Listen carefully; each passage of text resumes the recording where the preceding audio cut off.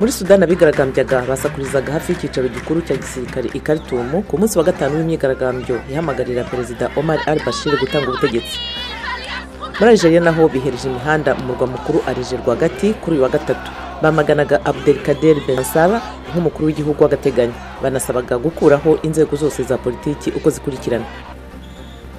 Muri Libya ingabo zishinzwe umutekano za guverinoma ishyigikiwe na ONU zaraye zongeye kwisubiza ikigo cya gisirikare cya Yarmouk giherereye mu majyepfo y'umurwa mukuru Tripoli. Perezida wa Sudani y'Epfo Salva Kiir yabonanye na Minisitiri w'Intebe w'Ubutaliyani Giuseppe Conte mbere y'umwiherero mutagatifu i Vatican. Naho umuryango udaharanira inyungu gukorera mu nyanja Mediterane wagejeje ibikoresho by'ubutabazi bikenewe ku bwato bwagotewe ku nkombe za Malta hashize icyumweru, burimo abimukira 64 batabawe ku nkombe za Libya.